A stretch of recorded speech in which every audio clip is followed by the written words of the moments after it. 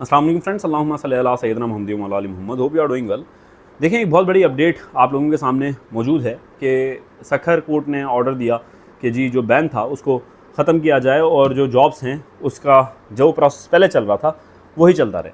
मैंने सुबह इस पर वीडियो बनाई और मैंने सारे दोस्तों को ये बताया कि यार जहाँ से हम स्टार्ट हुए थे वहीं पर दोबारा पहुँच गए। अब कुछ दोस्तों को एतराज़ात हैं कि जी सर जो आप बात कर रहे हैं कि वो सही नहीं है, अब तो दोबारा से दूध की नहरें बहने लग गई हैं और आप कह रहे हैं कि ये सही नहीं है। और आप इतनी लंबी वीडियो बना रहे हैं जिसके अंदर आप यही बता रहे हैं कि जी ये जो मामला हुआ है जहाँ से हम स्टार्ट हुए थे वहीं पे खड़े हो गए। कुछ लोगों को बात समझ में नहीं आ रही मेरी, तो मैं उसकी वजाहत वाली वीडियो आप लोगों के सामने बना रहा हूँ कि देखें आप लोगों का इशू क्या था। आप लोगों का इशू ये था कि जो इंटरव्यूज़ के अंदर आप लोगों ने लंबी लंबी लाइनें लगा के इंटरव्यूज़ दे रहे थे, वो इंटरव्यू और कुछ बंदे ने ये भी कहा कि इंटरव्यूज़ होने चाहिए और इंटरव्यू में पर्सनैलिटी चेक होती है, इस वजह से इंटरव्यूज़ होने चाहिए। तो मसला ये आ रहा था कि इंटरव्यूज़ की लंबी लंबी लाइनें होती थी और इंटरव्यू जो हो रहे थे वो 2 से 3 सेकंड के भी नहीं हो रहे थे, सिर्फ नाम पूछ के बंदों को रवाना किया जा रहा था, क्योंकि इतनी लंबी लंबी लाइनों में इंटरव्यूज़ लेना पॉसिबल ही नहीं है किसी के लिए भी। ना पैनल बनना पॉसिबल है, ना इतना इंटरव्यूज़ लेना पॉसिबल है। और इसका निशाना आप लोग बने हैं और इसके ऊपर ही मैंने पिछली वाली वीडियो में बात की कि ये जो दोबारा पॉलिसी रिवाइव हुई है इससे इतना ज़्यादा स्टूडेंट्स को फ़ायदा नहीं होगा। अगर ऑन मेरिट सिर्फ टेस्ट की बुनियाद पे जॉब्स दे दी जाती तो ज़्यादा फ़ायदा होता और मैं आज इस स्टांस पे मौजूद हूँ।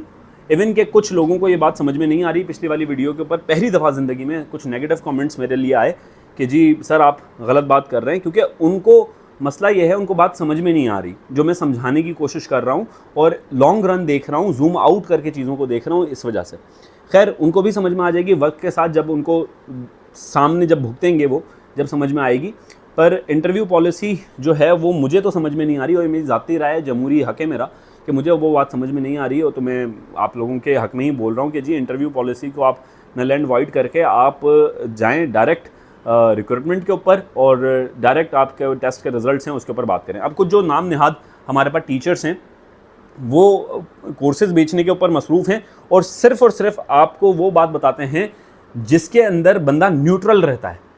आप जब भी कोई चीज़ न्यूट्रल रख के बात करेंगे ना आप अच्छे में जाएंगे ना आप बुरे में जाएंगे, आप सीधा बस अपना काम निकालते जाएंगे। मेरी बचपन से वो आदत है नहीं। मैं उन लोगों में से हूँ जो कि हम प्रॉब्लम्स ढूंढते हैं, हम बोलते हैं हमें चैलेंज दो। तो हम लोगों का न्यूट्रल वाला फेस तो है नहीं कि हम न्यूट्रल होके तमाशा देखते रहें। तो इस तमाशे जो भी मामलात हो रहे हैं स्टूडेंट्स के लिए गलत हो रहा है, मैं तो उसके ऊपर बोलूँगा कि जी ये प्रॉब्लम हो रही है। कुछ स्टूडेंट्स को भी प्रॉब्लम है कि ये बात मैं कर रहा हूँ कि जी ये प्रॉब्लम है।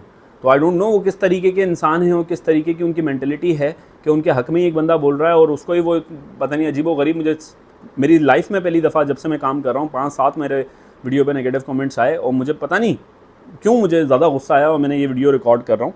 आई डोंट नो क्यों ऐसा हुआ, पर शायद मैं गलत हूँ। तो आप लोग मुझे काइंडली मेरी रहनुमाई करें। अगर मेरी ये स्टांस गलत है तो मैं आप लोगों की बात समझने की कोशिश करूँगा कि हाँ शायद मैं गलत हूँ, क्योंकि मैं भी इंसान हूँ।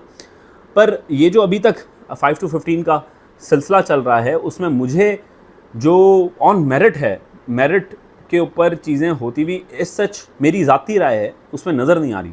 तो अल्लाह ताला से उम्मीद है, अल्लाह ताला से दुआ है कि हम लोग एक अच्छे राह के ऊपर चलें और ऑन मेरिट सिलेक्शंस हों, ऑन मेरिट हर चीज़ हो हमारे इदारों से भी। और अपील है, अल्लाह ताला से दुआ है कि हमारा ये जो चीज़ है शफाफ तरीके से हो। तो और अभी IBA ने इसके ऊपर एक और अपडेट आएगी, वो भी आप लोगों को दे दूं कि वो सर्टिफिकेट्स आप लोगों को निकालने पड़ेंगे और सर्टिफिकेट निकाल के आप लोग दोबारा फ़ीस भरेंगे और दोबारा फ़ीस भर के आप सर्टिफिकेट्स देंगे, जमा करवाएंगे और एक लंबा प्रोसेस होगा और उसके ऊपर आप दोबारा अप्लाई करेंगे उन डिपार्टमेंट्स में जिन डिपार्टमेंट्स में आपकी जॉब्स आएंगी। अभी जॉब्स आएंगी रिसेंट, अभी ये एडवर्टाइजमेंट आई है, कोर्ट का ऑर्डर आया है, तो अभी डिफरेंट डिपार्टमेंट्स के अंदर जॉब्स दोबारा शाया होंगी और आप लोग अप्लाई कीजिएगा, क्योंकि वो प्रोसेस चल रहा है तो हमें तो उसके साथ चलना पड़ेगा। पर उस प्रोसेस के हक़ में मैं तो नहीं हूँ कि जो वो पॉलिसी है, हर किसी को ज़ाती राय रखने का हक़ है कि इंटरव्यू पॉलिसी के मैं हक़ में नहीं हूँ। ये पॉलिसी ऐसे होनी चाहिए थी कि आप जो बच्चों ने ज़्यादा मार्क्स लिए हैं उनको आप ऊपर मेरिट पे उनको सिलेक्शन करें और जिनके कम मार्क्स हैं उनको वेट करवाएं और जब जॉब्स आएँ तो उनको भी दें, या तो आप दोबारा से उन बच्चों को एक और मौका दे दें। अगर बहुत ही आपको प्रॉब्लम है कि आप वो दोबारा तैयारी करें, 2 साल बाद कोई और एग्ज़ाम ले लें और उसके ऊपर दोबारा से सिलेक्शन करें, तो ये बात तो समझ में आने वाली है। इंटरव्यू वाली पॉलिसी मुझे समझ में नहीं आती। बाकी अल्लाह ताला आप लोगों का हामी और नासिर हो और जो मुझे पसंद करते हैं उनका मैं तहे दिल से शुक्रगुजार हूँ। जो उल्टे सीधे कमेंट्स करते हैं और कहते हैं कि जी सर आप ये बात ना करें, तो मेहरबानी करके आप वीडियो ना देखा करें। ठीक है, अपना बहुत ख्याल रखें, मुझे दुआओं में याद रखें। अल्लाह हाफ़िज़।